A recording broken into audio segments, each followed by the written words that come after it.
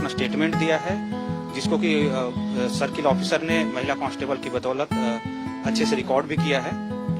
और उसके बाद साथ में हमारी पुलिस टीमें लगी हुई थी। जो 4 एक्यूज्ड हैं, चारों को गिरफ्तार कर लिया गया, उनको जेल भेज दिया गया है और साक्ष्य संकलन की कार्रवाई कंप्लीट की जा रही है। जैसा आप जानते हैं कि पीड़िता की दुर्भाग्यवश मृत्यु हो गई है, उनका वहाँ पोस्टमार्टम करा लिया गया है, उनका शव यहाँ आएगा और जो बाकी साक्ष्य संकलन है वो हम तत्काल करा के आगे की विधि कार्रवाई कराएंगे और चार्जशीट दाखिल करेंगे।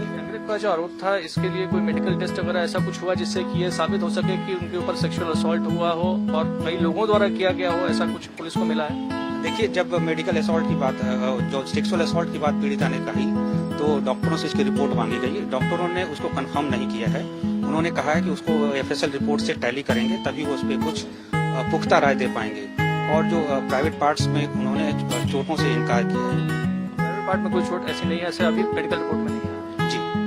दूसरी चीज सर, अब इन्वेस्टिगेशन यहीं तक है? इतने ही एक्यूज थे जितने पकड़े गए हैं, या अभी और आगे इन्वेस्टिगेशन के पहलू चेंज होंगे और भी लोगों को पकड़ा जा सकने की संभावना है? देखिए, जितने भी अभियुक्त नामजद और प्रकाश में टोटल 4 हैं, चारों को अरेस्ट कर लिया गया है। अब कोई भी अभियुक्त गिरफ्तार करने को शेष नहीं है।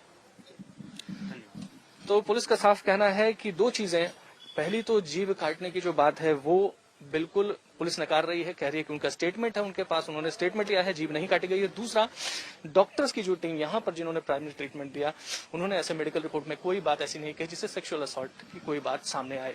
फिलहाल पुलिस का ये कहना है कि चारों आरोपी जो भागे हुए थे, चारों को बारी बारी